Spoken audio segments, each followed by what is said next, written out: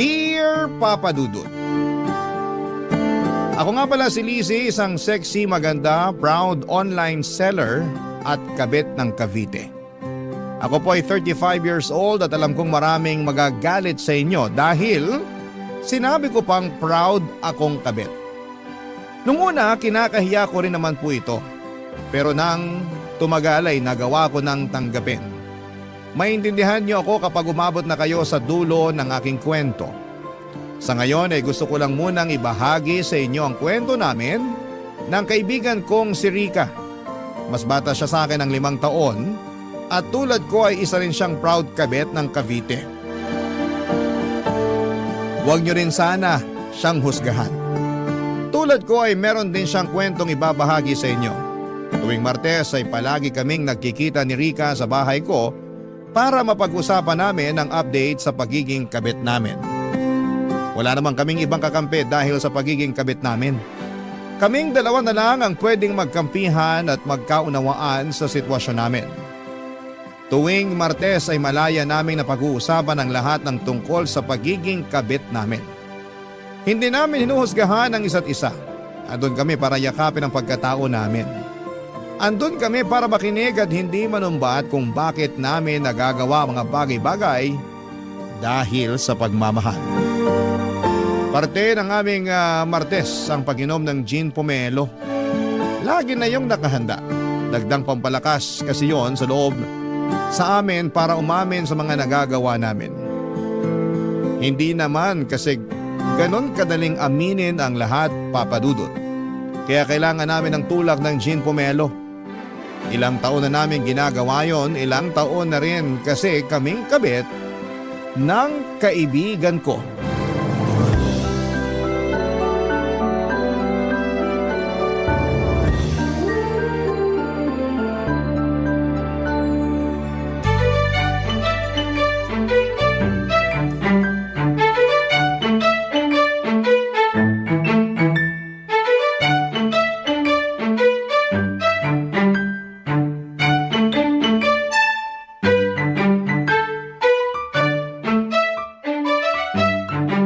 Naparami ang gawa ko ng gin pomelo ah. Habaan natin ang usapan para maubos to. Mabuti na lang at day off natin bukas. Sakit ito sa ulo sigurado. Pero mas nakakasakit ng ulong ikukwento ko sa'yo ngayon. Tungkol kay Angelo yan, no? Aba, meron pa bang iba? Kaya mo dinamihan tong gin pomelo kasi alam mo nang mahaba-haba talaga ang usapan. Gets mo na yun? So anong update dyan sa kabit mo? Naging customer ko ang misis niya. Ang daming binili mga imported chocolate sa akin. Hoy, delikado yan. Hindi kaya alam na niya? Hindi rin. Chinek ko yung Facebook activities niya eh. Naghahanap talaga siya ng mga imported chocolates para irigalo sa mga bata sa family reunion nila. Nakakatawa. Bakit kaya hindi ka nalang nirecommend diretso ni Angelo? Pinahirapan pa niya maghanap ng tsokolate yung misis niya online. Parang sinasadya nga ng tadhana na idiretso na sa akin yung misis ni Angelo. Parang may gustong patunayan sa akin. Parang gusto na akong patigilin sa pagiging kabit ko. Ang tanong, titigil ka ba? Syempre hindi. Hindi naman ako nahuli. Pero alam mo na konsensya ako ng slight ha. Teka, nasusobrahan ka na yata sa gin pomelo ah. Tinatamahan ka na ng konsensya eh. Loka? Ay, kasi naman, mabait naman pala yung asawa ni Angelo. Sobrang friendly. Sana man lang binigyan mo ng discount yung mga binili niya sa'yo para pang bawas kasalanan sa kanya. Ginawa ko na yan. Ayaw tanggapin yung discount. Alam daw niya na mahirap magnegosyo. Dinagdagan pa nga yung bayad sa akin. Naaliw daw siya sa akin eh. Maaliw pa kaya siya kapag nalaman niyang ikaw ang kabit ng asawa niya? Hindi niya malalaman. Binlock ko na siya sa Facebook after niya magbayad sa akin. Para ka namang scammer niyan. Nang block after magbayad ng biktima? Hindi ko naman siya ni-scam, no? Pinadala ko pa rin yung chocolates. Dinagdagan ko pa nga eh. Pero in-scam mo pa rin yung asawa niya. Kaya ka ng block. Ang linis mo ah! Hoy, hindi ko sinasabi yan ah. Bilang kabit na katulad mo, alam ko mantsado na rin ako. Ano naman update kay Harvey mo? Ayun, tagapayo pa rin tuwing nagkakaroon sila ng problema ng misis niya. Kabit na, love advisor pa? Sobrang swerte naman sa'yo ni Harvey. Ano ba raw yung problema na naman nila ng asawa niya? Nangangalabit daw si Harvey, panay daw ang tanggi ni Mrs. Nung umulit ng mga labit si Harvey, bigla raw siyang hinampas ng cellphone ni Mrs. Anong in-advise mo? Wala naman. Sabi ko kung kailangan niya ng makakalabit na hindi tatanggi, alam niya kung saan ang address ko. Yan ang gusto niya sa'yo eh. Very generous ka pagdating sa pangangalabit. Yun naman kasi ang role natin bilang mga kabit. Tayo ang taga-provide ng mga bagay na pinagdadamot na ng mga misis nila. Pero at the end of the day, doon pa rin naman sila umuwi. Yung mga asawa pa rin ang pinipili. At tayo, saka lang tayo pipiliin kapag wala na silang peace of mind dun sa mga misis nila. Pero aalis din sa atin kapag nagkaayos na sila. Dapat may sweldo tayo mga kabit. Hindi kaya biro maging kabit. Dapat may benefits din at 13th month pay. Kaso wala eh. Puro pagpapaasa lang at sama ng loob ang ibinibigay sa atin. Kahit hindi A15 at katapusan. Nag-cheers pa kaming muli sa iniinom naming gin pomelo. Pagtapos lang yon ng usapan namin at pagdadrama. Kapag umabot na kasi kami sa punto na naawa na kami sa mga sarili namin bilang mga kabeta, saka namin yon ititigil sa pamamagitan ng pag-cheers. Pagkatapos noon ay may pag-uusapan na naman kaming iba. At kapag nararamdaman namin kulang pa at kailangan naming ituloy ang usapan tungkol sa mga kabit namin, saka kami magsasaling muli ng gin pomelo. At saka isa sa amin ang magbubukas ng topic sa mga kabit namin. Papadudot ganon ang naging cycle namin tuwing Martes. Sa loob ng ilang taon naming pagiging kabit papadudot, kasangga namin ni Rika ang isa't isa sa lahat ng bagay. Kami talaga ang magkakampi. Kami lang ang nagkakaintindihan. Nakilala ko at naging kaibigan si Rika noong nagtrabaho ako sa opisina nila. Nag-resign din naman ako dahil hindi ako yung tipo na gustong manatili sa loob ng opisina for more than 8 hours. Gusto ko ay hawak ko ang oras ko. Gusto ko ako ang boss ko. Kaya nag-resign ako at nagnegosyo na lamang. Maayos naman ang mga naging negosyo ko mula sa pagbebenta ng chocolates, beddings, mga class A na sapatos at bag.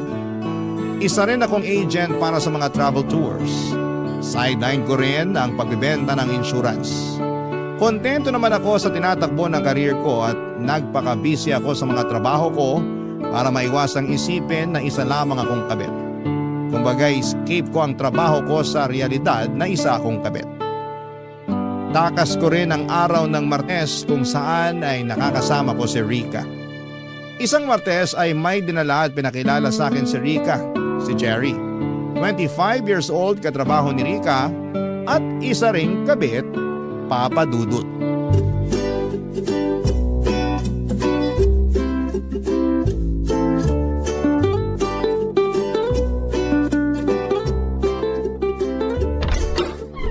Lizzie! Oh! Ano? Ready na ba yung gin pomelo natin? Late ka ha? Kanina pa kita hinihintay. Tunaw na yung mga yelo para sa gin pomelo natin. Dumaan pa kasi kami nitong si Cherry sa pharmacy. May binili lang. Hi, Lizzie. Hi. Huwag ka nang mahiya kay Cherry. Kabit din yan. Kaya ako sinama rito. Patikimin na natin ng gin pomelo. Upo ka na ron sa sofa, Cherry, nang masimulan na nating maglasingan. Kabit ka rin? Iko-congratulate mo ba ako? Last week lang nalaman ni Cherry na kabit siya. Kaya ako nakumbinsi ni Rika na pumunta rito. Madadamayan niyo raw ako. Madadamayan at hindi huhusgahan. Umupo ka na dyan para makainom ka na ng gin pomelo. Busog ka, Cherry. Tabi ko sa'yo dyan sa sofa. Alam mo ba, pinakamasarap gumawa ng gin pomelo si Lizzie. Siya ang pangbato ng barangay nila sa paggawa ng gin pomelo. Matikman nga. Pag natikman mo ang gin pomelo ko, baka lalong lumakas ang loob mo na maging kabit. Hindi lang lalakas ang loob, baka ma-inspire pa lalo na maging kabit. Ang supportive pa naman namin sa mga katulad naming kabit. Diba, Lizzie? Welcome to the club, Cherry! Ay. Pwede na bang magkwento? Aba, matapang tong bagong recruit mo, Rika, ha? Hindi pa nakakainom ng gin pomelo, malakas na ang loob na magkwento. Kailangan ko kasi na masusumbungan. Magsumbong ka lang. Kaaway ng buong mundo mga kabet maliban sa aming dalawa ni Rika. Kakampi kami ng mga kabet. Tamang tao talaga ang mga nilapitan ko. Ikwento mo na, dali. Magsasalin lang ako ng gin pomelo. So ano bang kwento, Cherry? Akala ko siya na eh. Yan din ang linya namin dati. Typical na linya ng mga kabet na nabigla. Hindi ko naman alam na may asawa na pala siya. Gasgas na yung linyang yan. Ginamit na rin namin yan dati eh. Akala ko naman hindi niyo ako i-judge. Uy, hindi ka namin ginajudge ha. Nakaka-relate lang kami sa'yo. Kasi kung ano man ang sinasabi mo ngayon, nasabi na namin yan noon. So hindi na pala ako special, ganun? Hindi naman tayo magiging special kahit kailan. Pwede bang malaman ko anong pangalan ng kabit mo, Cherry? Saka ako nasasabihin, blind item muna siya ngayon. Nakilala ko siya sa isang group sa Facebook. Nag-offer ng tulong sa akin hanggang sa ma-fall ako sa kanya. Facebook? Hindi mo man lang in-stalk bago ka kinilig sa kanya? In-stalk ko. Wala naman ako nakita. Walang nakita? O may ayaw ka lang makita? Nasaan na ba yung gin pomelo na binibida nyo? Kanina pa natutuyo yung lalamunan ko. Hindi nyo naman ako sinasalinan. Oh, shot na! Nagets na namin si Cherry kung iniba na kaagad niya ang usapan papunta sa gin pomelo. Ganon din naman kami ni Rika. Kapag mabigat na ang nakakatakot na ang susunod naming sasabihin, si gin pomelo na doon na kami babanat. Hinayaan lang namin si Cherry papadudot at hindi na muna kami nagpakwento sa kanya. Pero para gumaan ang pakiramdam niya at hindi niya lalong sisihin ang sarili niya, nagkwento na lamang kami ng ibang experiences namin sa mga unang buwan na naging kabit kami. Magagaan lang na kwento para mapatawa namin siya kahit papaano. Natapos na nga ang mga kwento namin ni Rika. Pero hindi na tinuloy ni Cherry ang sa kanya. Nagsabi na lamang siya na babawi na lamang sa susunod na Martes. Doon na nga siya naging desidido na mapasama sa grupo namin ni Rika. Nagkwento na lamang si Cherry tungkol sa kinalakhan niyang pamilya. Napapaligiran pala siya ng mga kabit. Naging kabit din ang kanyang nanay, kabit din ang kanyang kapatid. Doon na namin siya naintindihan. Dahil maski kami, lumaki rin kami sa pamilyang hindi ikinakaila ang pagiging kabit. Siguro yun na ang naging normal para sa amin, kaya nadala namin yun hanggang sa pagtanda. Hindi namin nakitaan yun ng mali dahil doon kami nasanay. Maliman sa paningin ng iba pero nag-i-exist ang ganong isyo sa mga pamilya. Sa pagpapatuloy ng aming kwento, malalaman nyo ang iba't ibang naging dahilan namin kung bakit namin naisipang maging kabit at ipagpatuloy yon kahit alam naming may mali. At sana sa paglalahad namin maunawaan nyo kami at hindi husgahan. Tara, gin pomelo pa. Barangay Love Stories. Barangay Love Stories.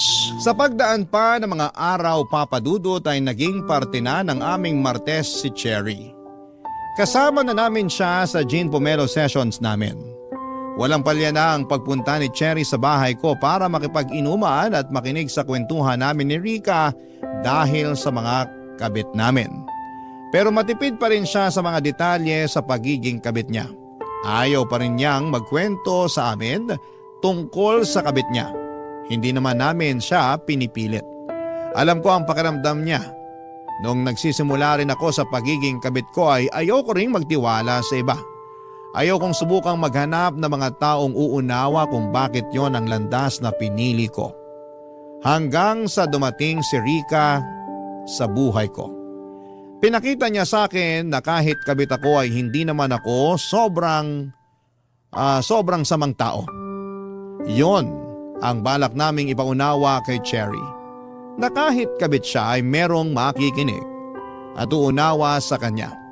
Hindi siya aawayin at hindi siya huhusgahan. Papakinggan siya at ipaparamdam sa kanya na tao lamang siya para malito at magkamali. Pinaramdam namin sa kanya na kailangan lang niya ng mga tamang tao na makakaintindi nun. At andun kami ni Rika para gawin yon.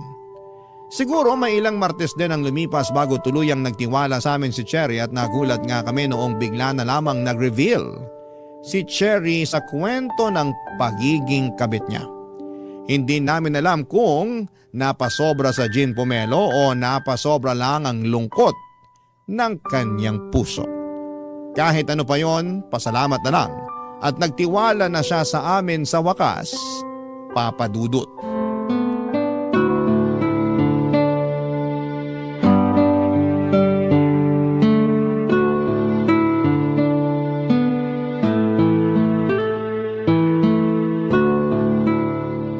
Kanina tumawag sa akin si Angelo. Hindi ko sinagot. Wow! Pahabol ng ate mo? Ikaw na ba ang legal wife? Uy, kahit kabit ako, dapat rin akong hinahabol, no? Baka hinahabol ng panghuhusga. Lizzie, lumalaban na sa asaran tong si Cherry, oh. Oo nga eh. Akala mo hindi kabit?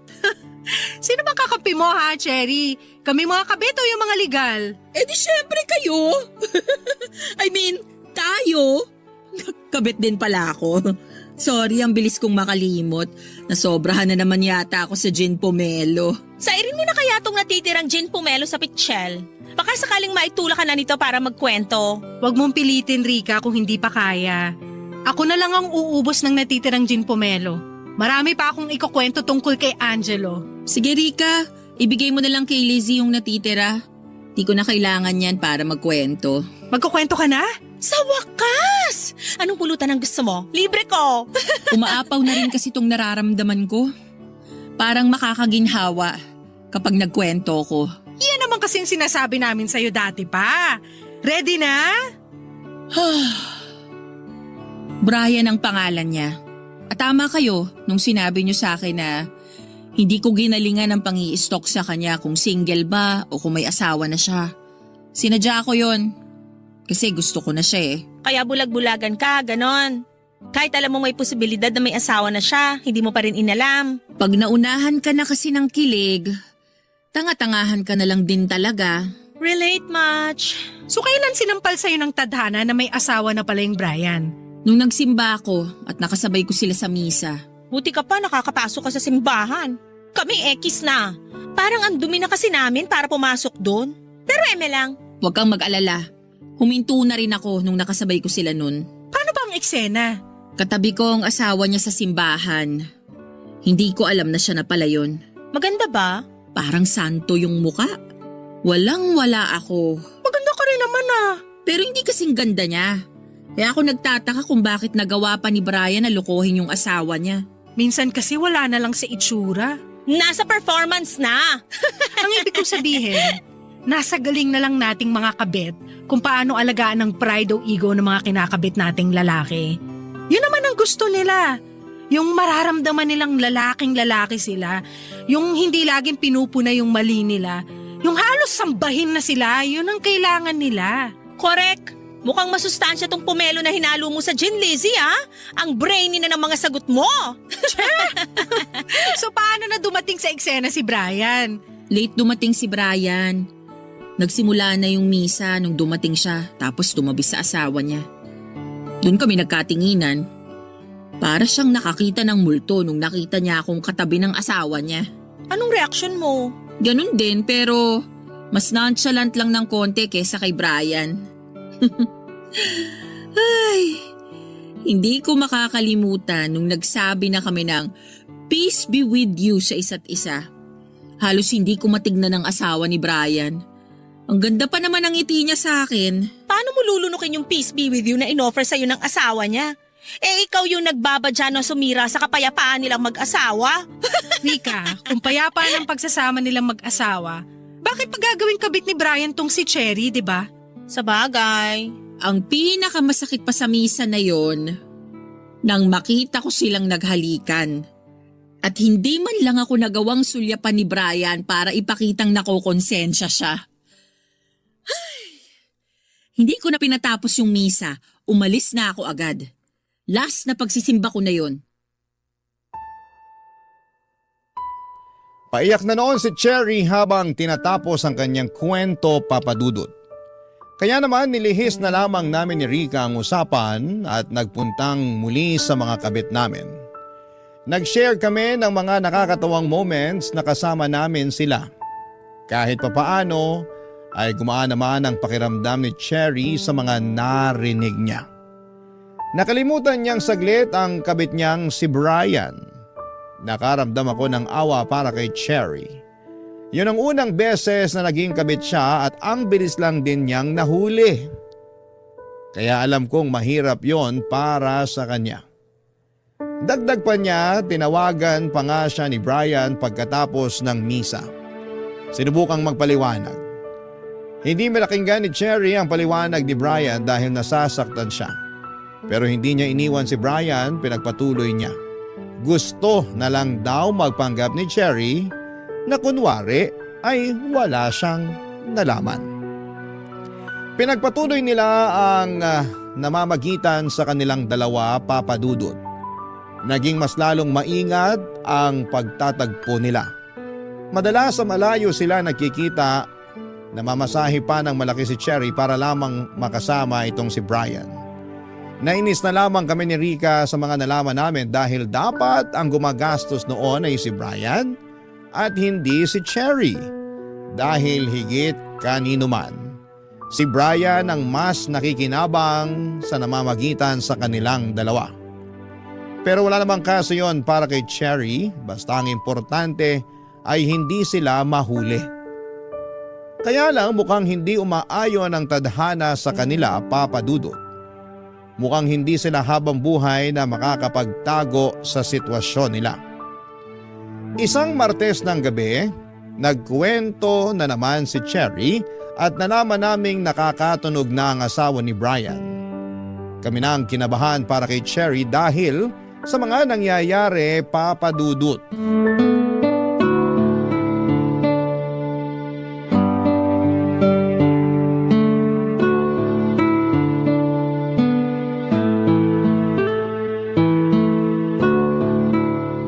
Mugto ang mga mata, Cherry ah.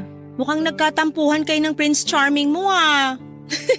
Shut na! Hindi kami nagkatampuhan, pero malapit nang magkahulihan. Nakatunog na ba yung legal? Oo, Paano? Chika mo naman. kagabi ko pa to pinoproblema. Hindi ko alam ang gagawin ko.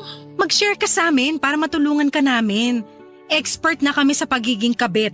Kung ano man na nangyari sa'yo, malamang na-experience na namin yan noon.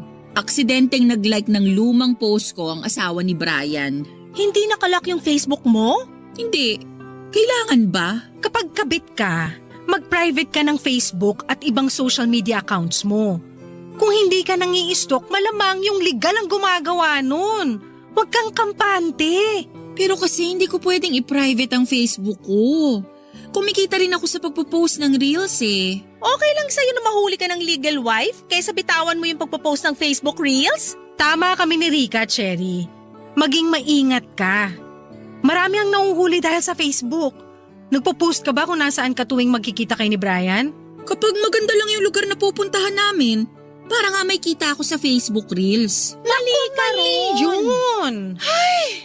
Marami ka pa talagang kailangan matutunan sa pagiging kabit. O anong gagawin ko? Una, pumayag ka nang i-private ang Facebook mo. May option para i-lock mo yung account mo. Yun lang ang pwede maging option mo ngayon. Yan ang option para sa ating mga ginagawa lang na option. Char! Sorry, nagawa ko pa talaga magbiro. Kabado ka na kasi, Cherry. Sino ba naman kasing hindi kakabahan? Ayoko magkabukingan. Maglaylo muna kayo ni Brian. Huwag muna kayo magkita. Pero sa malayo naman kami magkikita. Hindi kami mahahanap ng asawa niya. Kahit sa buwan nyo pa balak magkita, kapag ang legal nagduda, mahahanap pa rin niya kayo panigurado. Huwag nang matigas ang ulo, Cherry. Gets namin na hindi mo kayang kumawala kay Brian. Pero pag nagkahulihan, ikaw ang pinakadehado rito. Bakit ako? Dapat nga si Brian ang pinakamalintikan dito. Siya tong nanluloko ng asawa niya. Pero hindi yun nakikita ng mga tao.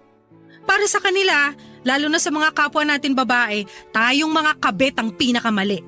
Sa sobrang galit nila sa atin, wala na sila halos maiwang galit dun sa lalaking nagloloko. Maaabswelto pa bigla. Ang masakit dyan, papatawarin pa yung lalaki ng legal wife. Tapos tayong mga kabit, habang buhay niyang isusumpa. Parehas lang kami ni Brian na mali. Pero ikaw lang ang iiwan sa ere sa pagkakamaling yun. Kung magkahulihan man, pwede pang patawarin ng asawa niya si Brian. Pero ikaw, wala na. At habang buhay ka ng mansyado sa pagiging kabit mo. Kahit anong gawin mong pagbabago, kabit ka pa rin. Kabit pa rin ang tingin ng lahat sa'yo. Hindi para sa mahinang sikmura ang pagiging kabit, Cherry. Kaya dapat asahan mo nang wala kang magiging kakampi. Maliban sa amin. Kaya makinig ka sa mga payo namin dahil kami lang ang makakatulong sa'yo. Kami lang ang kakampi mo.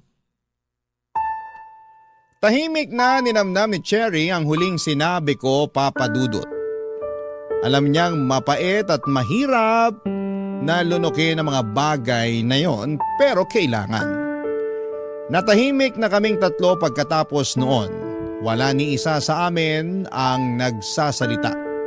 Nilantakan na lang namin, Papa Dudut, ang pulutan at sinaid na ang gin pomelo sa pitsil. Maya-maya pa'y narinig naming tumatawag si Brian sa cellphone ni Cherry. Pero hindi yun sinagot ni Cherry at natuwa kami ng palihim na nakita namin si Rika. At least natuto na kahit papaano si Cherry. Hanggang sa biglang nagsalita si Cherry at sinabi niyang hindi muna siya magpapakita kay Brian. At pagkatapos noon ay nagpatulong siya sa amin kung paano ipaprivate ang kanyang Facebook account at ibang mga social media accounts. Gusto niyang i-block ang asawa ni Brian pero inutos naming wag niyang gawin yon dahil mas lalo lang makakatunog ang legal wife niya. Papadudot bigla ko naalala ang unang beses na naging kabit ako. Wala na akong kaalam-alam noon, magaling magtago ang naging kabit ko. Gumamit pa nga siya ng ibang pangalan para hindi ko siya mahuli. Pinangakuan ako ng kasal kaya masyado akong nabulag at hindi ko nakita na paraan lamang pala niya yon para hindi ako maghinala sa kanya. Hanggang isang araw ay nakita ko silang mag-asawa nagyayakapan. Nakita rin niya ako pero hindi niya ako pinansin. Hindi na siya nagparamdam pa sa akin pagkatapos noon. Lalo na noong humingi pa ako ng eksplanasyon sa kung bakit niya nagawa yon sa akin. Blinak na niya ako sa lahat ng social media accounts niya at masyado niya akong ginalit. Papadudot yon ang naging dahilan ko para makaramdam ng galit sa lahat ng mga lalaki. Nagtuloy-tuloy pa rin ako sa pagiging kabit.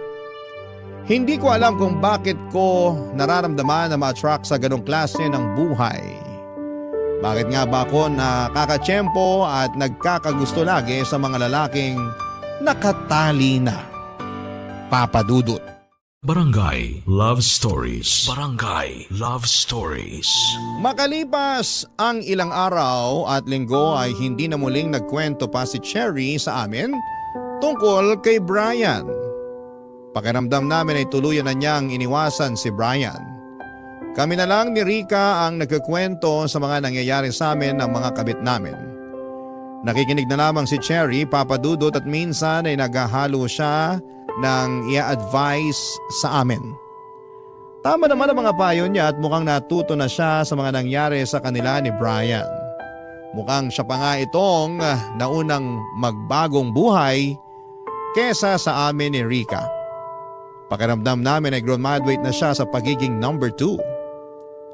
Sana all na lang talaga ang nasabi namin ni Rika. Pero masaya naman kami para sa bunso naming recruit. At least, hindi siya nalubog sa pagiging kabit tulad namin ni Rika na ilang taon nang umaasang kami ang pipiliin ng mga kinakabit namin. Pero wala namang nangyayaring ganon. Ilusyon lang namin yon. Papadudot nagbalik sa normal ang lahat, payapa nang muli ang lahat. Wala nang nakakaramdam ng takot sa amin kung may legal wife bang nakakatunog na kinakabit namin ang mga asawa nila.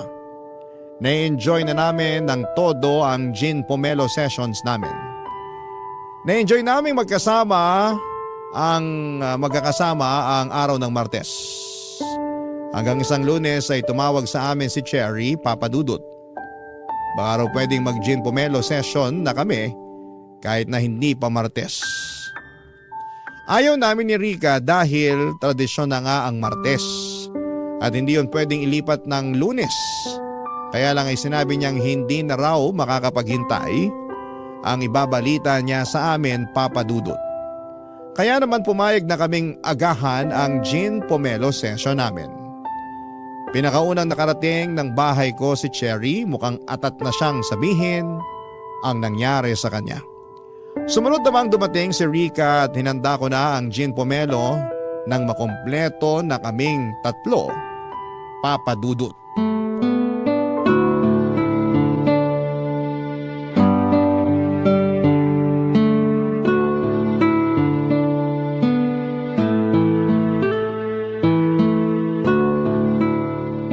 Ano bang ibabalita mo, Cherry? At hindi mo na mahintay na magmartes? Isang tulog na lang oh. Gandahan mo yung ibabalita mo, ha? In-adjust namin yung gin pomelo session para sa'yo. Good news or bad news ba yan? Para alam ko kung dadagdagan ko ng gin yung inumin. Good news! Good news. Blooming ka eh. Ano muna ang skincare mo bago ka mag-splok ng balita mo? At kung na-order ba yan online para maihabol ko na sa mga ipapadeliver ko? Buntis ako! Ha? Hindi ko alam kung anong sasabihin. Congrats? Ano ba? Sabi ko nga sa inyo, good news to. Sinong ama? Siyempre si Brian. Meron pa bang iba? Alam niyo namang loyal ako sa kanya. Pero siya loyal ba sa'yo at sa asawa niya? Sinisira niyo naman ang good news ko eh. Eh di na kasi good news yan sa amin. Hindi ka na makakainom ng gin pomelo. Kailangan ka naming ipagtimpla ng pomelo juice na plain. At mukhang hindi talaga good news yan dahil alam mong may asawa si Brian. Bakit hindi ka nag-ingat? Sinadya kong magpabuntis kay Brian. Bakit mo naman ginawa yun? Alam mo, mas mapapahama ka lang dyan sa ginawa mo. Pwede kang idemanda ng asawa ni Brian. Nandamay ka pa ng bata. Imbis na ikaw lang to nagtatago, pati yung walang kamuwang-muwang na nasa sinapupunan mo, madadamay pa. Sino bang nagsabi na itatago ko siya? Ilalantad mo yung pagbubuntis mo. Bakit kaya hindi ka nalang magkusang pumunta sa presinto para magpakulong? Walang ganyang ganap na mangyayari. Cherry, kabit ka! Hindi na ako magiging kabit. Kumalma kayo. Anong ibig mong sabihin? Ako na ang pinili ni Brian. Paano? Iiwan na niya yung asawa niya para sa'yo? Oo, at pinangakuan niya akong pakakasalan. At naniwala ka? Bakit naman hindi? Ramdam kong saya niya nung sinabi ko sa kanya na buntis na ako. Madali lang pekein ng saya. Lalo na sa mga manlolokong kagaya ni Brian. Hindi man luloko si Brian. Bulag-bulagan na naman, girl! Ginawa ka niyang kabit! May asawa siya! Hindi pa ba panloloko yun? Akala ko ba walang manghuhusga kapag may gin pomelo session? Sorry ka, Lunes ngayon kaya hindi counted to. I-judge ka namin lalo na at may sanggol ng involved. Ang gusto lang naman naming sabihin… Huwag na kayong magsalita kung i-judge nyo lang ako. Parehas lang naman kayong mga kabit, kaya huwag kayong magmalinis. Ang kinaibahan ko lang sa inyo, pinili ako. At kayo, hindi. Parang nanapak ang huling sinabi ni Cherry, Papa Dudut. Pagkatapos noon ay nagmadali na siyang umalis at binalibag pa ang pinto ko. Pinagbigyan na lang namin dahil baka nga nadadala lamang siya ng emosyon. Lalo't kalat na ang hormones niya dala ng ipinagbubuntis nito. Natahimik na nga lang kami pareho ni Rica pagkatapos noon. Hindi na namin tinuloy ang pag-inom ng gin pomelo at nilagay na lamang namin yon sa ref at saka nagpainit na lamang ako ng kanin. Yung pulutan namin, inulam na lang namin, nagtagal pa saglit si Rica sa bahay. Hindi na namin pinag-usapan pang muli si Cherry at nanood kami ng pelikula at natsyempo para tungkol sa mga kabit ang napili namin. 12:00 na ng hating gabi nang umalis si Rica sa bahay. Hanggang sa pag-uwi niya ay hindi na namin napag-usapan ang mga nangyari. Kinabukasan ay wala pa ring paramdam si Cherry sa amin, Papa Dudut. Alam naming sumama ang loob niya dahil Hindi namin siya nagawang kampihan. Naiintindihan namin siya. Pero sana'y naiintindihan din niya ang punto namin. Sa pagsapit nga ng Martes, kahit kaming dalawa na lamang ni Rica ay tinuloy pa rin namin ang gin pomelo session namin. Kahit wala si Cherry ay ayos lang. Kami naman ni Rica ang nagsimula noon. Maagang pumunta si Rica, nagluto kami ng pulutan at nagkakatawanan pa kaming dalawa habang nagkikwento kami sa isa't isa ng mga update sa mga kabit namin. Pagkatapos naming magluto ng pulutan ay nagtungo na kami sa sala para magsimula ng uminom. Gumawa kami ng bagong gin pomelo at nilabas pa rin namin yung tinimpla ko noong Lunes na hindi namin nainom dahil naunahan ng pagdadrama ni Cherry. Pagkatapos noon, Papa Dudot ay nag-back to normal na kami ni Rica.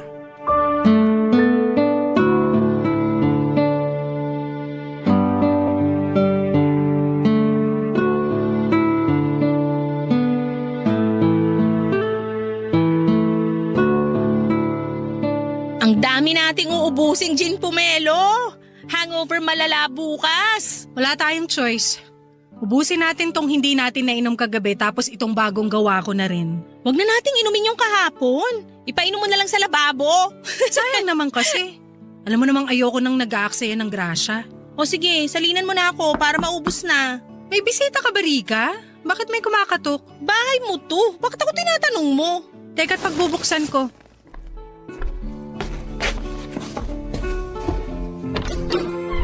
Cherry! Welcome pa ba ako rito? Oo naman! Halika, pumasok ka! Andito si Rica. Kakasimula lang namin.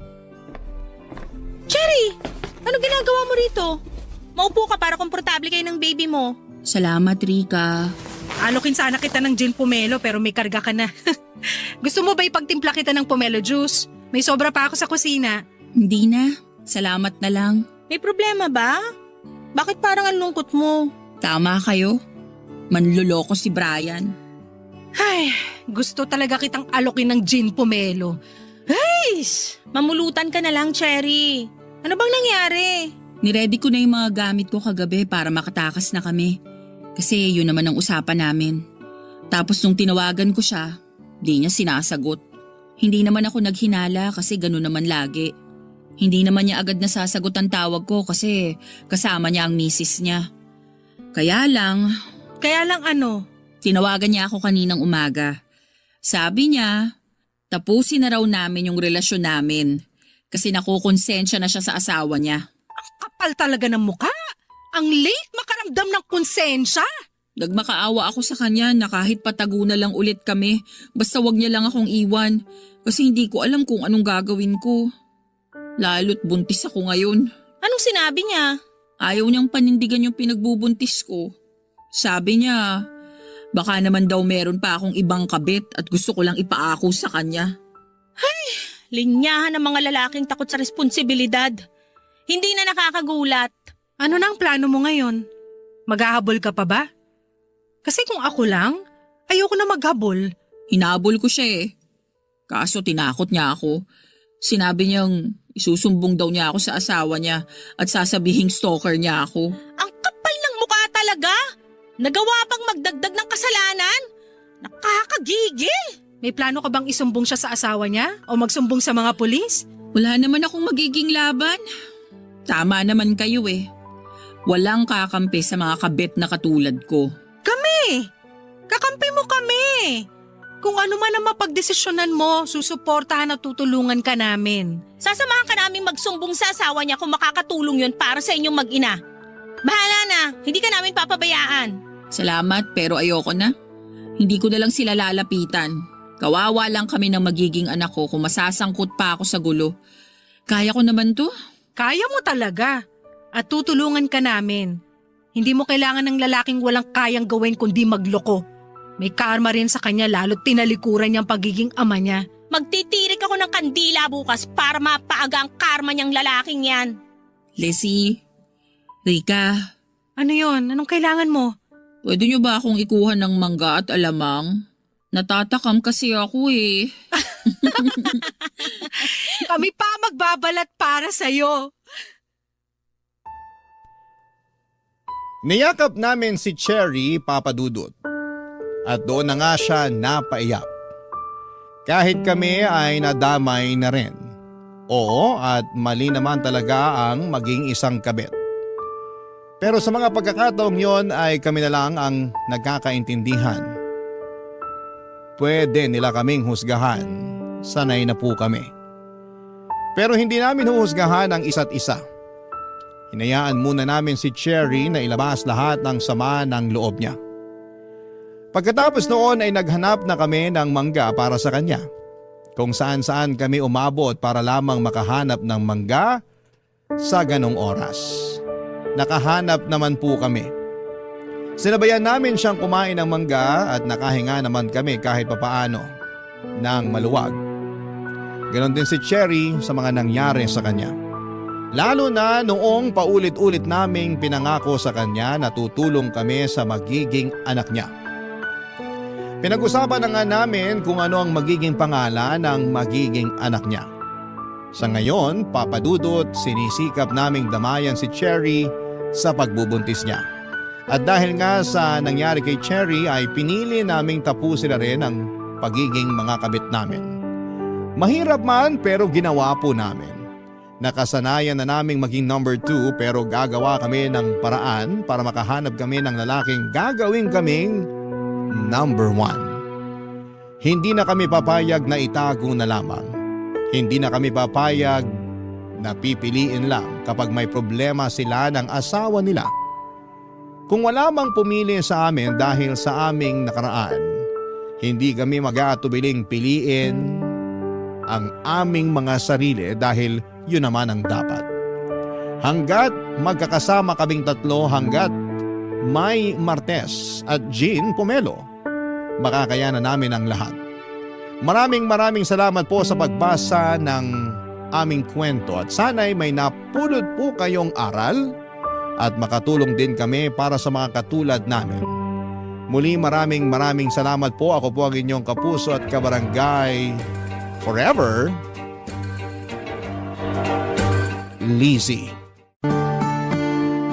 Dear Papa Dudut, ako nga pala si Kim, 30 anyos at gusto ko lang ibahagi sa inyo ang kwento namin ng mga magulang ko.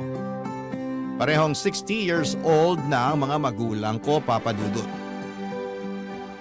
Ako lang ang naging anak nila, 40 years silang kasal at para sa iba yun na ang definisyon ng forever at panghabang buhay. Sa ganong edad nila at estado sa relasyon, alangan namang isipin pa nilang magkahiwalay at humanap ng iba. Pero nagkamali ako, Papa Dudut. Posible pala yun. Isang araw ay may nahuli ako. Nahuli ko ang nanay kong may kabit. Ang masaklap pa rito, kinabit niya ang ninong June ko. Hindi ito alam ni tatay, Papa Dudut. Ako ang unang nakaalam na niloloko niya si tatay. Kakaiba kasi, ang napansin ko kay nanay, ilang araw bago ko sila mahuli. Panay ang pagpapaganda niya na hindi naman niya normal na ginagawa. Galit nga siya sa makeup at kahit pabango ay nakakuriputan pa niyang bilhin. Pero isang araw ay kinaibigan niya ang makeup at pabango. Bukod pa doon ay naririnig ko rin siyang may kausap lagi sa cellphone.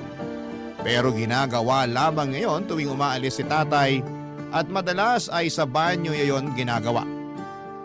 Minsan may nakapagsabi rin sa akin na nakita nila si nanay na may kasamang kumakain sa isang malayong fast food sa lugar namin. Hindi ako naniwala nung una pero noong minsang napatambay ako sa fast food na yon, doon ko nakumpirmang kabit nga niya si Ninong June. Nakita ko silang naglalambingan at panay ang tingin sa paligid sa takot na baka may makahuli sa kanila, Papa Dudut. Mabuti na lamang at magaling ako magtago. Hindi nila ako nakita at galit na galit ako noon habang naglalandian sila. Hindi ko mapigilang makaramdam ng awa kay tatay. Kaya naman pag uwi ko ng bahay nakapagplano na ako ng gagawin Papa Dudut.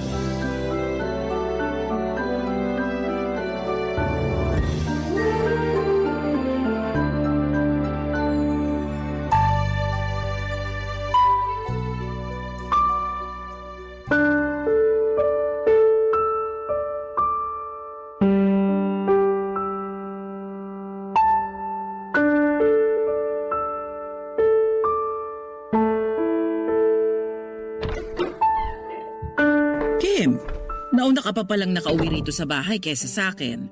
Dumating na ba ang tatay mo? Hindi pa. Kumain ka na ba? Hindi pa. Teka, ipagluluto muna kita para makakain ka na. Hindi ka ba kakain, Nay? Ay, hindi na. Kumain na ako kanina bago ako umuwi. Mukhang busog na busog kayo ah. Oo nga eh. Naparami yung lanta ko ng fries kanina. Mukha naman. Halata pa sa tiyan nyo. At sa ngiti nyo. Ganon ba yon? Nahahalata sa ngiti ang pagkabusog? Bago yun ah. Mukha naman kasing busog kayo. Busog kayo sa paglalandi. Ano? Saan ka ba talaga totoong nabusog, Nay? Sa fries o sa landi? Ano sinasabi mo riyan? Mabuti pa tulungan mo na lang ako sa kusina para makakain ka na. Hindi talaga sumagot. Ano naman ang isasagot ko? Hindi ko nga maintindihan ang tanong mo. Hindi maintindihan o gusto mo lang takasan? Bakit hindi mo na lang ako diretsahin, Kim? Napagod ako sa pag-commute pa uwi rito. Huwag mo akong simulan. Eh mapapagod ka talagang mag-commute. Ang layo ba naman dito ng fast food na kinainan nyo ni Ninong June kanina? Anong sabi mo? Nay, kung si tatay maluloko mo, ibahin mo ko. Alam ko nang namamagitan sa inyo ni Ninong June. Hindi ko alam ang sinasabi mo. Halika na sa kusina para… Sumagot ka, Nay! Huwag mo kong sigawan! Nanay mo ko! At anak mo ako. Kaya kailangan ko ng paliwanag kung bakit nagagawa mo kaming lokohin ni tatay. Huwag mo kong kausapin ng ganyan! Wala kang karapatan! Mas lalo kang walang karapatan para sirain ang pamilyang to. Ano bang gusto mong sabihin ko? Oh, nahuli mo na ako. Ano pang kailangan? Kung sumagot ka parang natapakan mo lang ang paa ko't pwede ko lang palampasin ah. Ni walang sorry, ni walang eksplanasyon. Kahit naman ipaliwanag ko sa'yo, hindi mo pa rin maiintindihan. Talagang walang makakaintindi sa ginawa mo. Niloloko mo si tatay. Nagmahal lang ako. Dapat si tatay lang ang mahalin mo, hindi si Ninong. Hindi mo ako maiintindihan. Siguro nga hindi kita maiintindihan. Kaya mas magandang wag na lang natin tong pag-usapan. O anong gusto mong kainin? Iluluto ko. Anong gusto mo? Gusto ko na lumayas ka rito. Huwag ka nang babalik. Ano? Narinig mo ko, alam ko. Gusto kong huwag ka nang magpakita rito at kalimutan mo na kami ni tatay. Hayaan mo na kami. Hindi namin kailangan ng inang manloloko. Kailangan niyo ko ng tatay mo. Sa ginawa mo, ayaw ka na naming kailanganin. Makakaya na namin to kahit kaming dalawa lang sa mundo.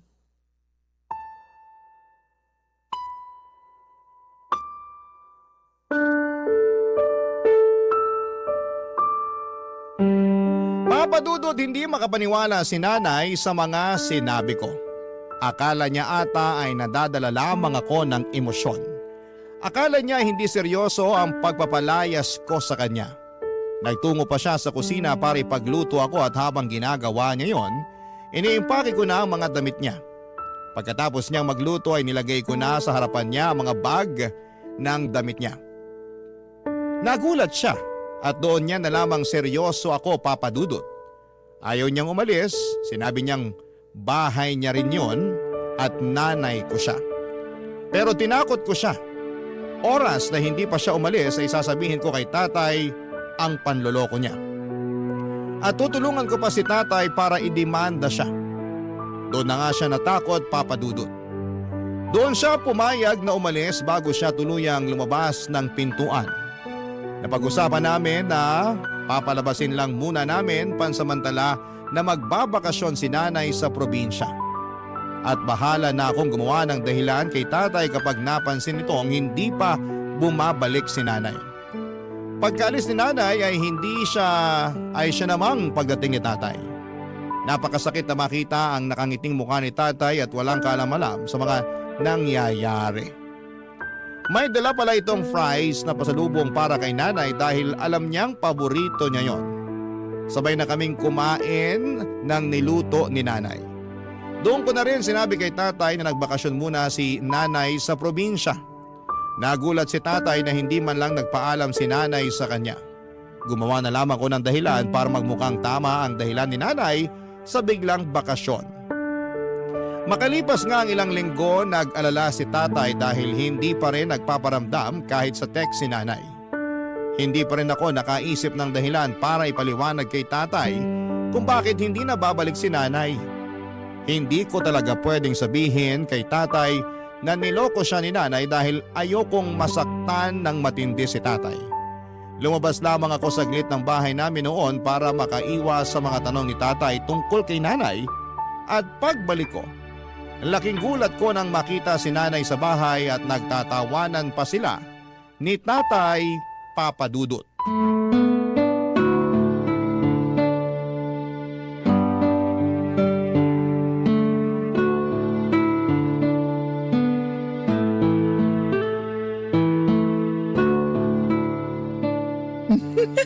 Namiss ko ang tawa mo, darling. Mabuti at naisipan mo nang umuwi. Tay? Nay? Kim, andyan ka na pala. Sakto ang uwi mo. Kakarating lang kanina ng nanay mo. May pasalubong pa sa atin na fries at chicharon. Halika, sumabay ka sa amin na kumain ito. Hindi namin ito mauubos. Anong ginagawa niyo rito, Nay? Umuwi na. Namiss ko ang tatay mo eh. At na-miss din kita. Panay nga ang pangungulit ko rito kay Kim eh. Sabi ko, puntahan ka na namin sa probinsya para iuwi ka na rito. Kasi naman, hindi talaga ako sanay na wala ka. Lalo sa gabi, hindi ako makatulog kapag walang kumakamot ng likuran ko. Hindi mo pa sinasagot ang tanong ko, Nay. Bakit ka nandito? Bakit ka umuwi?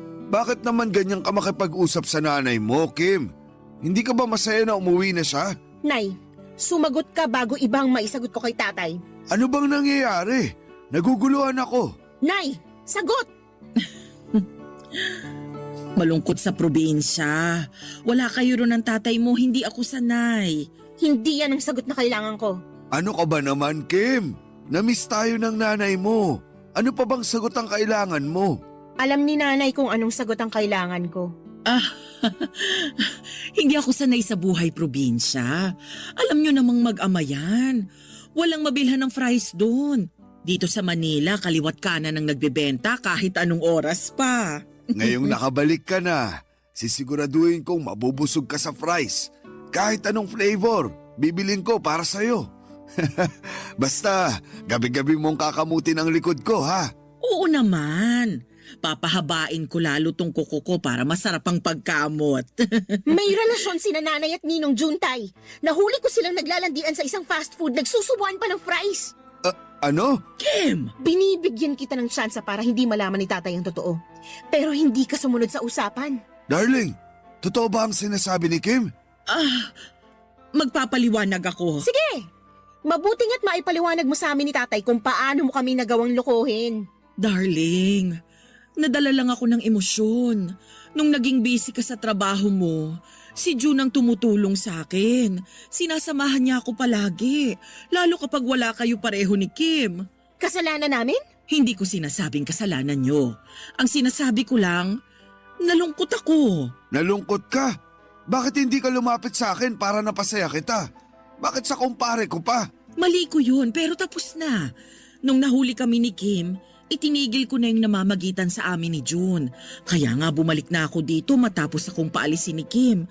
Kasi hindi ko pala kaya na wala kayo. Ikaw ang mahal ko, darling. Ikaw lang. Kung ano man yung nararamdaman ko para kay June, dala lang yun ang lungkot.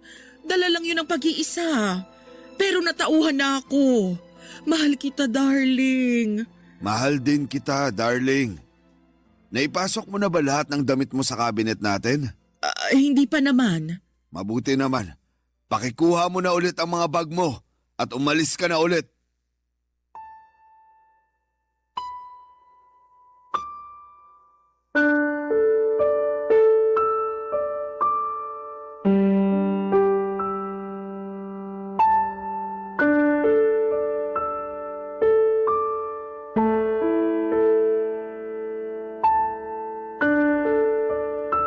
Papadudot na gulat kaming pareho ni nanay sa mga sinabi ni tatay. Akala ko ay mapapatawad ni tatay si nanay sa panloloko niya. Lalo na nung sinabi niyang mahal niya si nanay. Pero hindi naman pala ibig sabihin na pagmahal mo ang isang tao ay handa mo ulit siyang tanggapin sa buhay mo. Tama ang ginawa ni tatay, nagulat man ako pero sinuportahan ko ang ginawa niya. Nanatiling nakatayo si nanay noon. Hindi sigurado kung seryoso si tatay sa sinabi nito. Hindi rin siya sigurado kung lalapit siya at lalambingin si tatay para magbago ang isipan nito. Pero mariing sinabi ni tatay na ayaw na niyang makita ang pagbumuka ni nanay sa bahay namin. Aaminin kong may kurot sa puso ko ang mga nangyaring yon. Sino ba naman ang gustong makitang maghiwalay ang mga magulang niya, Papa Dudut? Nang wala nang magawa si nanay para magbago ang isipan ni tatay ay kinuha nito ang mga bag niya at walang paalam na umalis sa bahay. Naiwan kami ni tatay at kapwa kami na hindi nagsasalita ng mga panahong yon, Papa Dudut. Nakatitig lamang kami sa fries na iniwan ni nanay. Nilapitan na yon ang langaw at hindi na rin namin binalak na galawin yon. Naunang tumayo si tatay para pumasok na sa kanyang kwarto. Hinayaan ko naman siya at mula noon ay napadalas na ang pagkukulog niya sa kwarto. Nasaktan si tatay sa mga nangyari at wala akong ibang sinisisi kundi si nanay. Mukhang malabo ko siyang mapatawad sa ginawa niyang pagsira sa pamilya namin. At sana ay hindi siya magawang patawarin ni tatay, Papa Dudut, para hindi na siya muling makabalik sa buhay namin.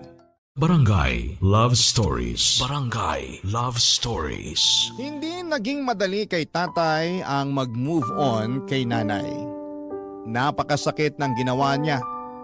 Loyal si tatay kay nanay mula noon kahit may mga babaeng lumalapit kay tatay. Baliwala lang sa kanya. Ang puso kasi niya ay nakalaan lamang para kay nanay. Kaya hindi ko maintindihan si nanay kung bakit hindi niya nagawa yon para kay tatay.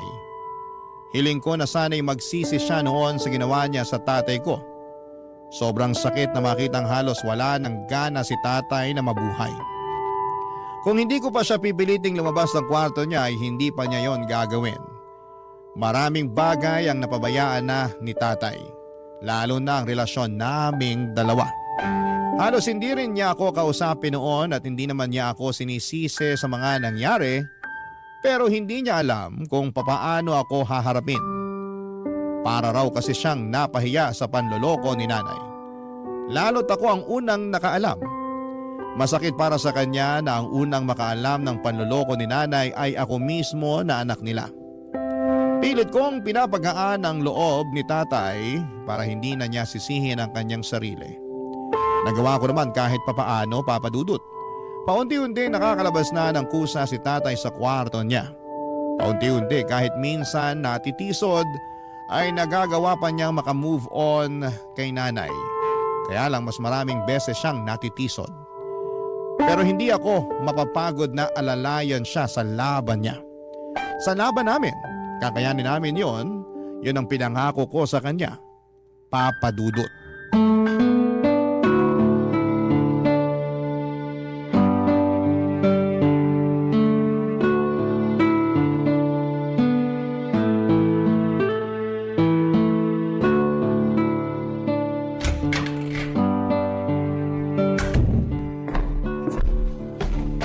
Kim, Tay, mabuti naman lumabas na kayo ng kwarto nyo.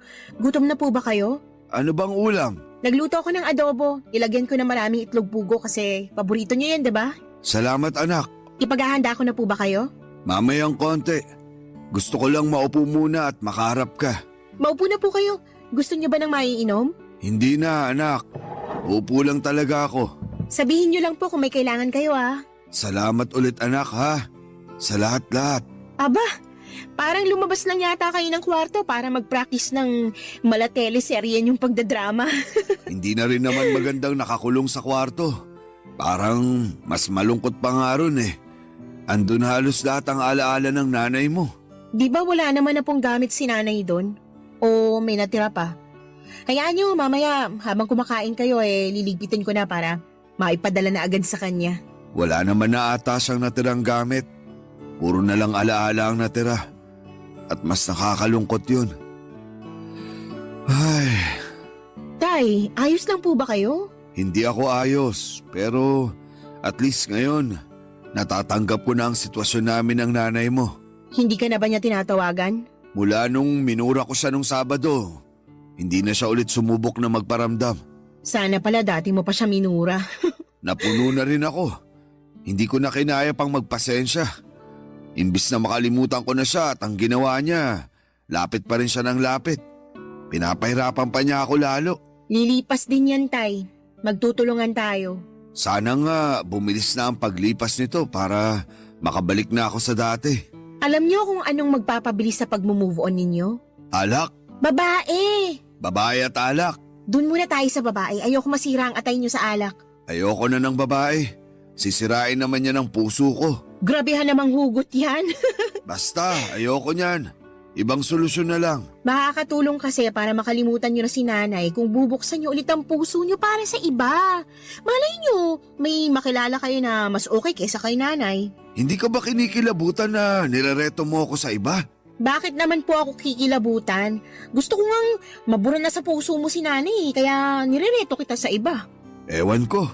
Parang hindi naman ako naghahanap. Gusto ko lang ng ibang pagkakaabalahan para mawala sa isip ko ang nanay mo. Pagkaabalahan niyo ng panliligaw. Maliban dyan. Ay, paano kaya kung tumulong ako sa talya ng Tio Austin mo? Ay, wag doon. Bakit naman? Bihira ang babaeng dumadaan dun eh.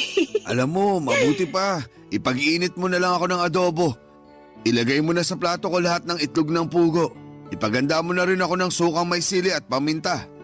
Damihan mo. Tsaka kung meron pang orange juice, baka naman pwede mo ako ipagtimpla. Damihan mo ng yelo. Ano ba yan? Kakalabas lang ng kwarto, ang dami na agad utos. Abay, gusto mo bang magkulong ulit ako sa kwarto? Pwede naman. Joke lang po, Tay. Welcome back po.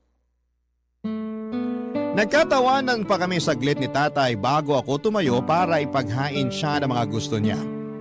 Gumaan ang loob ko na makitang nakakabawi na si tatay.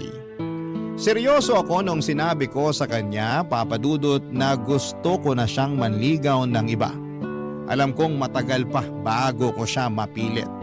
Dahil ang lalaking sobrang nasaktan ayon sa mga nabasa ko ay matagal bago sumubok ulit. Kaya naman naiintindihan ko si tatay kung bakit ayaw pa niyang harapin ang pakikipag-date ulit. Hindi naman ganon kadaling palitan ng 40 years na relasyon. At higit sa lahat ay hindi ganon kadali na magtiwala after kang sirain ng isang taong akala mong panghabang buhay mo nang makakasama.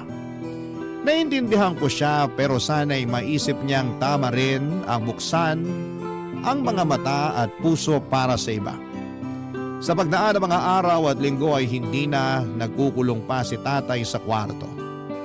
Nagbalik trabaho na rin siya at tuwing day off naman niya ay nagtutungo siya sa talyer ni Tio Austin para tumulong doon at magpalipas ng oras.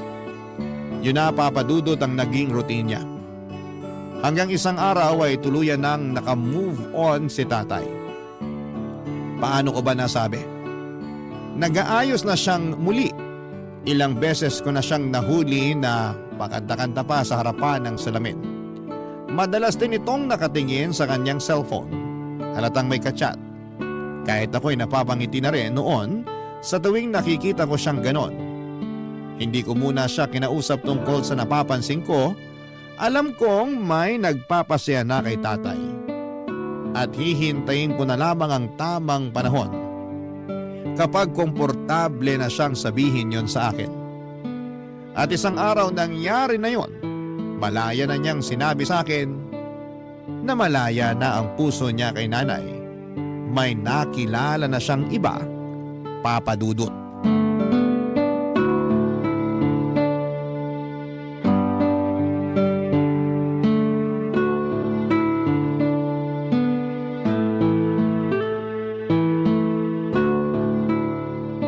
Bihis na bihis ah. Saan ang audition mo, Tay? Huwag mo nang pansinin ang damit ko. Baka mausog. Paano namang mauusog ang damit mo? Kakabagin ba? Lawayan ko na lang pag ganon. Puro kabiro. Tingnan mo na nga lang kung bagay ang pantalon ko sa suot kong sapatos. Bagay naman. Hindi ka ba nagbibiro? Ayoko magmukhang tanga mamaya. Ano bang meron? Wala naman. Pupunta ka ba sa talyer ni Tio Austin? Sa ganitong forma ko, pupunta lang ako ng talyer niya. Saan ka nga pupunta kasi? Basta. Hula ko may kadate ka. Ha, sabi na eh. Hindi ka naman magpapabango ng pagkatapang-tapang kung hindi ka pupunta sa date. Masyado bang matapang ang pabango ko? Oo eh. Hindi bagay sa sapatos mo yung amoy ng pabango mo. Magpapalit na lang ako ng damit. Wag na, maporma na yan. Kukupas din naman yung pabango mo. Sana. Sumakay ka na lang ng tricycle tapos magpaikot-ikot ka dito sa barangay natin hanggang sa maitaboy ng hangin yung pabango mo. Tapos saka mo napuntahan yung kadate mo. Huwag mo akong biruin. Importante tong date ko. Ano ba? Masyado bang masangsang ang pabango ko? Ayos lang, Tay.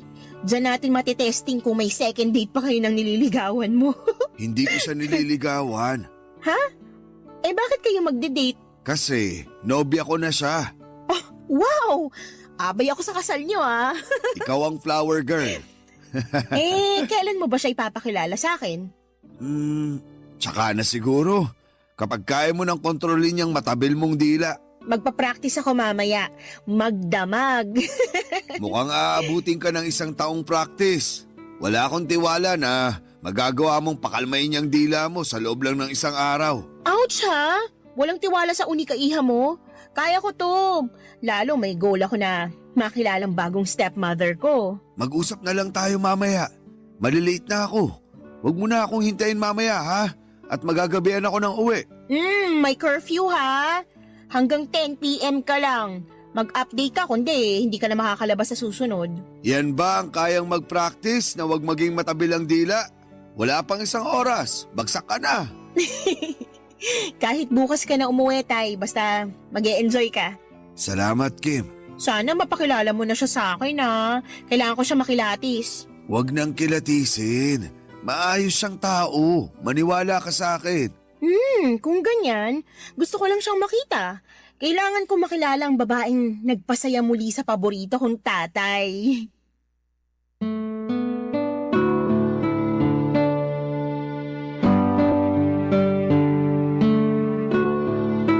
Papadudot nginitian ako ni tatay sa huling sinabi ko. Napansin kong parang naluluha pa siya pero nagawa niyang kontrolin. Sa huli ay natusan ko na rin siyang magpalit ng polo. Masyadong masangsang ang amoy ng pabango niya. Baka yun pa ang maging dahilan ng hiwalayan nila ng girlfriend niya. Hindi naman ako papayag. Hindi ko pa nga nakikilala nang makapagpalit na nga si tatay nagmadali na itong umalis. At nang makalabas siya ng bahay, agad ako nag-text sa kanya at binilinan siya tungkol sa mga babae. Baka sakaling makatulong lang para lalong ma-inlove sa kanya ang kanyang bagong karelasyon. Sinabi ko na lagi niyang purihin ang itsura ng girlfriend niya. Huwag din niyang kakaligtaang makinig sa mga kwento ng girlfriend niya kahit gaano pa yon kahaba.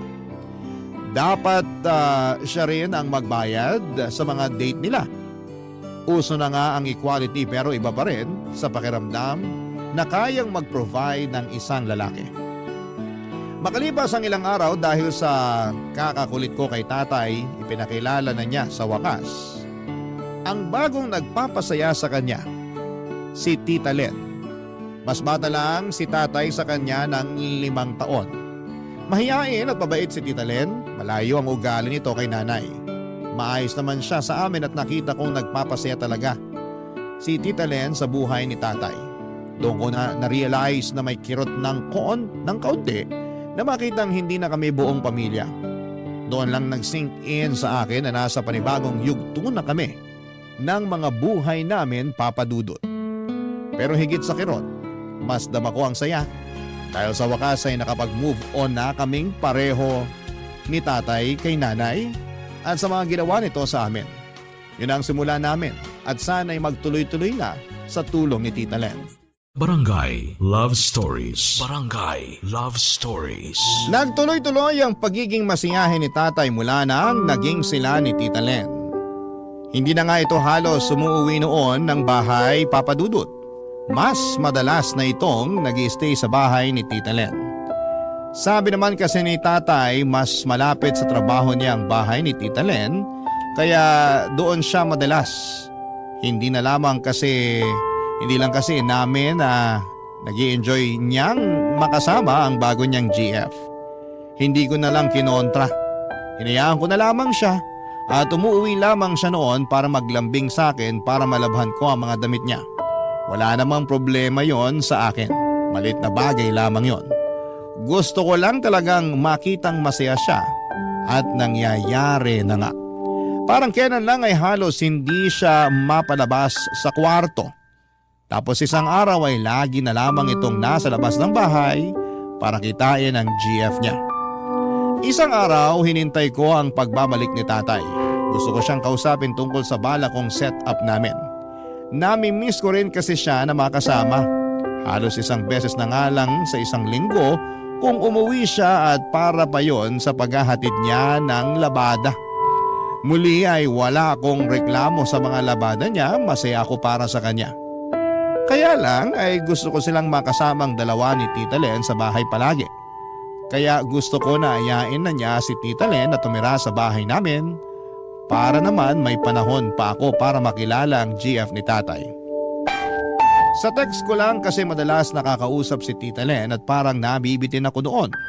Gusto kong makilala pa siya at para mas makilala siya, gusto ko na siyang makasama sa iisang bubong kasama si Tatay Papa Dudut.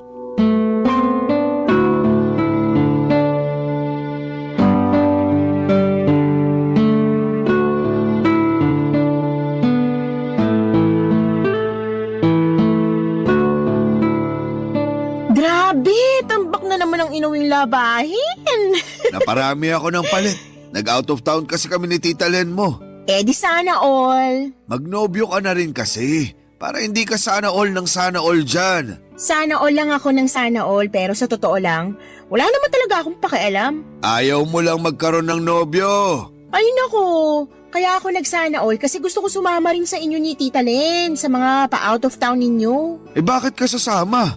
Istorbo ka pa sa lambingan naming dalawa. Eh kung ayaw nyo ako isama sa out of town nyo, edi dito na lang kayo tumira sa bahay. Ang ayos naman ng segue mo, anak. Ang tagal ko na kasing gustong sabihin sa inyo to, Tay. Kaya lang, hindi ko naman kayo matsyempohan. Lagi kayong wala dito sa bahay. Pasensya ka na talaga kung paminsan-minsan na lang ang uwi ko rito. Ang Tita Len mo kasi, gusto lagi akong kasama. At gusto ko rin sana kayong makasama.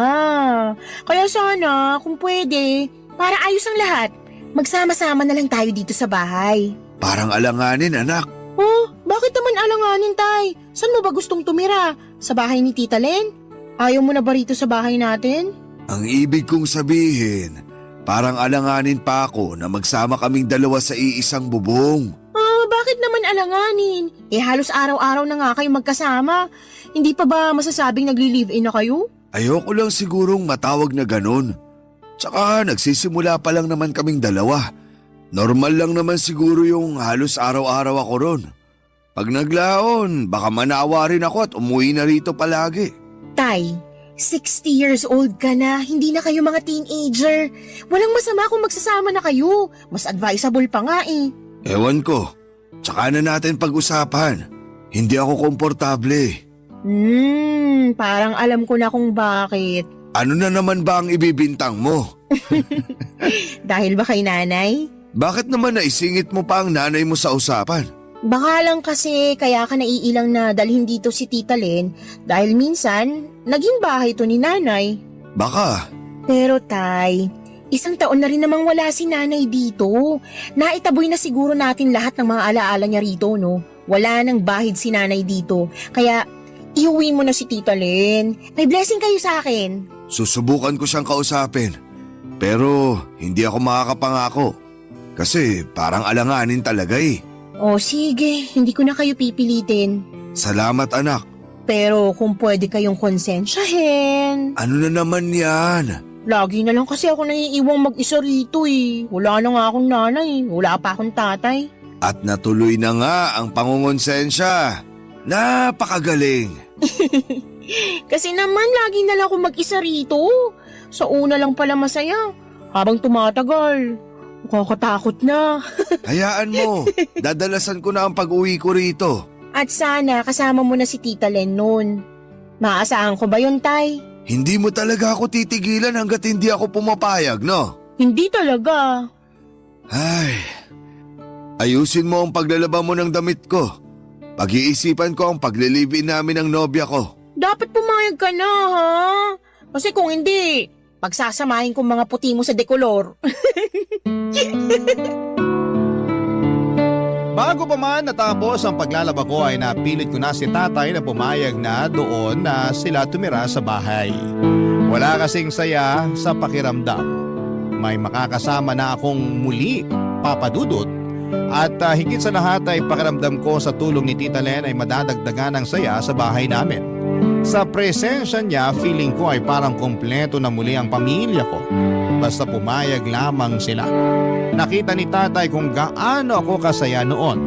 Kaya hindi na niya binawi ang sinabi niya. Kinulit ko pa nga siya para tawagan si Tita Len.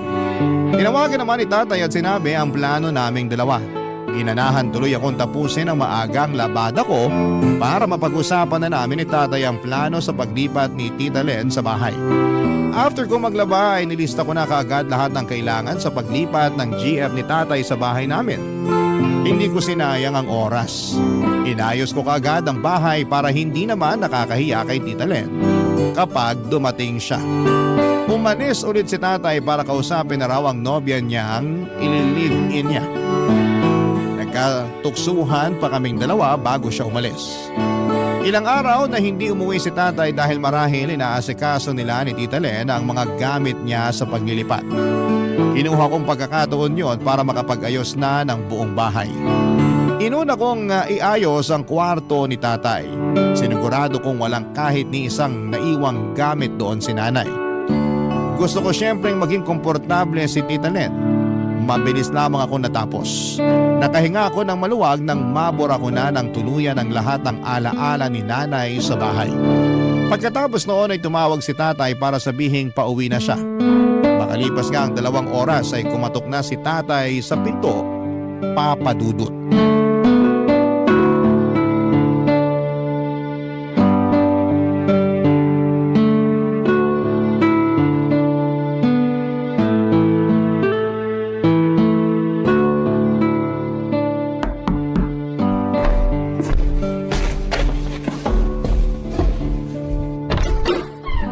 Welcome home, Tay!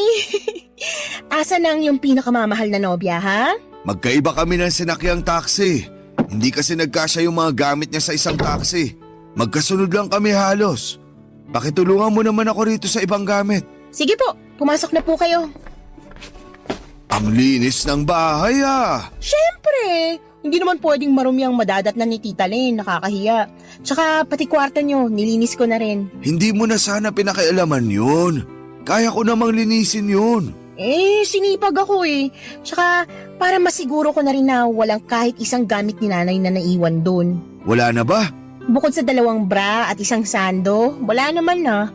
Huwag ka mag-alala, tinapon ko na rin yung mga yon. Walang madadatnan si Tita Len dun sa kwarto mo maliban sa mga gamit mo. Andiyan na si Tita Len! Hello, Tita Len! Nay? Anong ginagawa mo rito? Kumusta anak? Umalis na kayo. Anak, mag-usap tayo. Wala tayong dapat pag-usapan, Nay. Tapos na kayo sa buhay namin. Tsaka, parating ng girlfriend ni tatay. Kaya please, umalis na kayo para hindi na kayo magkaabutang 2. Kim! Anak, kailangan nating mag-usap. Tay, pinapaalis ko lang si nanay bago siya maabutan ni Tita Len dito. Hindi mo kailangang paalisin ang nanay mo dahil walang Tita Len na darating. Anong ibig niyo sabihin? Papasukin mo na muna ang nanay mo. Hindi pwede! Kahit hindi pa dumating ngayon si Tita Len, hindi pa rin pwedeng pumasok si nanay dito. Anak, makinig ka naman. Hindi, Tay. Hindi pwedeng susulpot lang ulit dito si nanay para guluhin tayo. Hindi siya basta-bastang sumulpot, anak. Anong ibig niyo sabihin? Nagkabalikan na kami ng tatay mo. Yun ang ibig niyang sabihin. Tay? Ay, tama ang sinabi ng nanay mo, anak. Hindi ko maintindihan. Paano si Tita Len? Alam niya ba to? Alam niya dahil kasabwat namin siya. Mas lalo niyong pinagulong usapan eh. Hindi ko kayo maintindihan. Anak, Alam ko ayaw mong makinig sa akin. Talaga? Pero kailangan. Nagkaayos na kami ng tatay mo. Ilang buwan na ang nakakaraan. At niloko niyo si Tita Len? Hindi namin siya niloko. Kasabwat namin siya. So, ako lang palang naloko? Hindi ka namin niloko, anak. Anong tawag niyo rito? Hindi lang kasi talaga namin kayang sabihin sa'yo na nagkabalikan na kami noon pa ng nanay mo. Ramdam ko pa kasi ang galit mo sa kanya noon. At mas lumala pang galit ko ngayon dahil sa ginawa niyo. Hindi namin sinasadyang galitin ka at saktan ka, anak. Kaya lang, nagmamahalan talaga kami ng tatay mo. Kaya habang alam namin na hindi ka pa handa sa akin, nakipag-usap ako sa kaibigan kong si Len na kung pwede magpanggap muna siyang karelasyon ng tatay mo. Habang hindi pa kami nakakaisip ng paraan para mapaamo ka. At saan niyo nakuha ang idea na mapapaamo niyo ako sa pagpapanggap at pagsisinungaling niyo? Nag-iisip ba talaga kayo? Patawarin mo kami, anak. Pero sa ayaw at sa gusto mo, magsasama ulit kami rito ng nanay mo. Hindi na kami magkakahiwalay.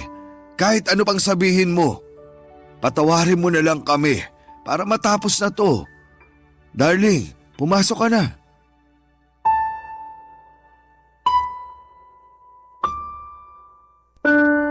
Para akong ninakawan ng lakas ng mga oras na yon, Papa Dudut. Wala ko nagawa kahit nakaharang na ako noon sa pinto para hindi makapasok si nanay. Dalawa na sila ni tatay na magkakampi. Ano pang laban ko? Tahimik ko silang pinagmasdang dalawa habang nagtutulungan sa pagpasok ng mga gamit ni nanay sa kwarto nila. Halos maiyak na ako noon sa kinakatayuan ko. Pero pinili kong tapangan ang loob ko. Ayokong makita nilang natalo nila ako. Nang tuluyang makapasok silang dalawa sa kwarto ay nagmadali naman akong lumabas ng bahay para takasan ang galit ko sa kanila. Doon ako nagsimulang umiyak, Papa Dudut. Bakit hindi nila maunawaan na napakasakit ng ginawa nila? Para akong trinaydor ng mga magulang ko. Ang sakit lang isipin, masama ang loob ko kay tatay lalo't ako pa naman ang naging kakampi niya ng mga panahong ginupo siya ng sakit sa pagtataksil ni nanay. Tapos ngayon, ako naman ang pinagtaksilan nilang dalawa. Bakit nila nagawa yon sa akin? Hindi ko maintindihan at hindi ko kayang tanggapin. Sa ngayon ay wala na akong nagawa nang bumalik si nanay sa bahay. Hindi ko sila pinapansing dalawa. Madalas akong wala sa bahay at hindi naman nila ako hinahanap. Mas lalong sumama ang loob ko sa kanila at hindi ko alam ang gagawin ko. Hirap akong magpatawad lalo't dalawa na silang nakagawa ng mali sa akin. Hindi ko pa nga magawang makalimutan ang ginawang panloloko ni nanay kay tatay tapos nadagdagan na naman sila ng bagong ikakasama ko ng loob. Ano po ba ang dapat kong gawin sa sitwasyon ko? Sana'y matulungan niyo ako, Papa Dudut, at hindi ko na rin kasi alam ang gagawin. Sana sa tulong ng number 1 ninyong programa ay malaman ko ang gagawin ko. Sana po ay makapagdesisyon na ako ng maayos sa dapat kong gawin sa aming pamilya. Maraming salamat po. Ang inyong forever kapuso at kabarangay, Kim.